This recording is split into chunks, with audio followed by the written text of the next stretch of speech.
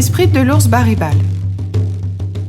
Chaque matin, Wapi et Nokomis, que la plupart appellent encore Petite Belette, sont assis l'un en face de l'autre au centre de la grotte Œil du Ciel, non loin du tipi sacré. Cette cavité a toujours existé de mémoire de tribu.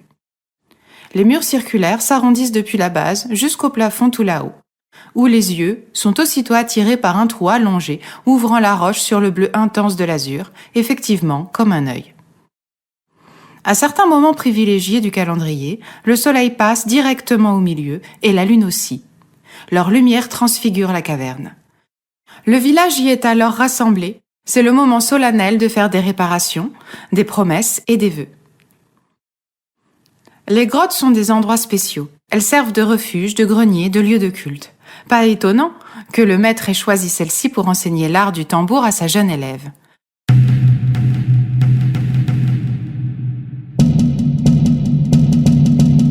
Nokomis a déroulé sur le sable du sol un tapis dont elle est très fière, le premier qu'elle a tissé avec sa mère sur un motif blanc et rouge qu'elle a inventé. L'apprentie chamane écoute, mémorise et reproduit les séquences rythmiques jouées par Wapi. Elle se répercute sur la muraille qui s'amuse à leur faire écho en ajoutant sa résonance de pierre. Cette longue sérénité est rompue par deux enfants qui surgissent à contre-jour dans l'entrée, faisant sursauter les deux occupants concentrés.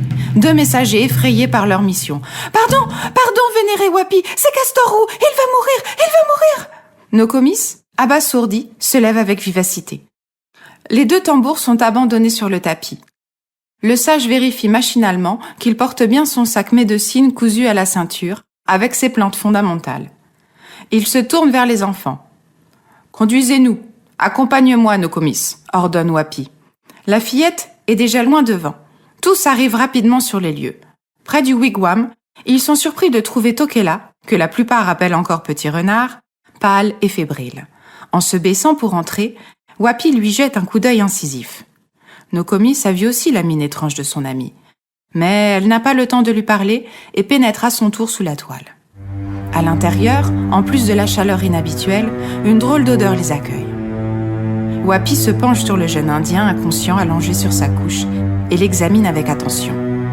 D'un geste, il appelle Nokomis à ses côtés. Elle a un choc. Une salive abondante d'une couleur anormale coule de ses lèvres bleuies. Il a des difficultés à respirer. « A-t-il eu des convulsions ?» demande le chaman. « Oui », chuchote la mère rosée du matin. L'homme médecine pose sa main sur le front de Castor Roux. La fièvre nous montre que son corps lutte. Aide-moi, Nokomis. Il tourne délicatement l'enfant sur le côté puis sur le ventre avant de le replacer sur le dos. Il n'y a pas de morsure ni de piqûre. Depuis quand est-il dans cet état ? La mère l'informe. Depuis qu'il est rentré de la cueillette. Cela a commencé par une sensation de brûlure dans la bouche et de violentes crampes d'estomac. Puis des vertiges et il a perdu connaissance. Par l'esprit du grand Manitou, il va mourir ! N'invoque pas Wakantanka inutilement, Rosée du matin. Tu vas suivre mes instructions.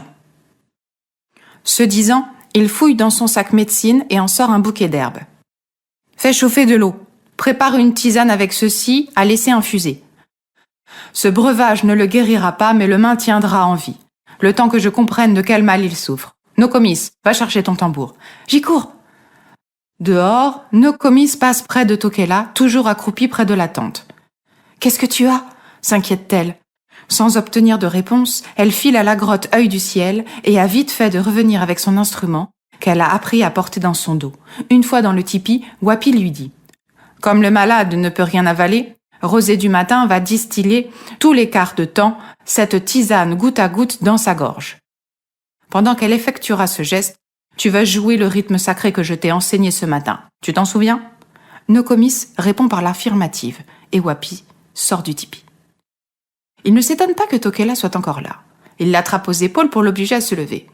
« Tokela, les esprits m'ont visité pendant l'examen de Castor Roux. Tu n'es pas étranger à ce qui lui arrive. D'ailleurs, ta présence ici et ton air coupable me le confirment. Qu'as-tu donné à ton frère pour le mettre dans cet état ? Parle, sois court et clair, le temps nous est compté. » Pétrifié, le papouze baisse la tête. « Nous sommes partis tôt ce matin pour cueillir des baies. Sur le chemin, Castor Roux m'a raconté avec son sourire crâneur qu'il avait offert à Nokomis Un magnifique castor sculpté dans un morceau de bois. Elle a sauté de joie en l'acceptant. La colère m'a envahi immédiatement. J'avais oublié mon hochet. De toute manière, je n'avais pas envie de me calmer. Et alors ? Demande Wapi qui se doute bien de la suite. Cette fois, Tokela a vraiment honte. Alors, j'ai ramassé ces petites boules rouges de chèvrefeuille. Je les ai mélangées avec d'autres baies succulentes dans sa calebasse. Je sais qu'il est gourmand, il ne peut pas s'empêcher de se goinfrer de fruits pendant la cueillette. Voilà donc la cause du mal. Très toxique, le chèvrefeuille peut conduire à la mort. Ne le savais-tu pas, malheureux ? Oh non, pas jusqu'à la mort, grand Wapi. Je voulais juste lui filer une grosse colique. Son instructeur est catastrophé. C'est très grave, Tokela. Que t'arrive-t-il ?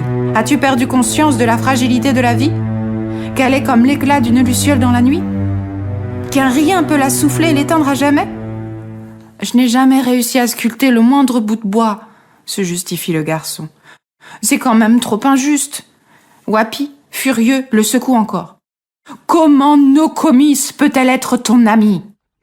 Tokela pleure en silence. Cesse de pleurnicher, Tokela. Tu n'es pas digne de devenir chamane. Dans l'immédiat, il faut sauver Castor Roux. Je connais un remède, une plante unique aux 4 pétales de couleur. Blanc, bleu, jaune et rouge. Elle croît dans les collines, à l'ouest, dans un endroit peuplé de corneilles. Nous allons tâcher de la trouver ensemble. Va prendre ton hochet et rejoins-moi à la sortie du village. Je t'enseignerai le rituel en chemin. Averti de la cause du malaise, Wapi va réexaminer une 2e fois Castor Roux. Il recommande aux 2 soignantes et aux 2 messagers restés à son chevet de n'avertir personne. Cette affaire ne doit surtout pas être ébruitée pour l'instant. Tokela, muni de son instrument, s'est exécuté aussi vite qu'il a pu. Quand Castor Roux sera guéri, je quitterai cette tribu où personne ne me comprend, se dit-il en lui-même. Que bougonnes-tu ? Le rituel sera compliqué, grand Wapi ? Hâtons-nous en silence, je t'en dirai davantage à la prochaine halte.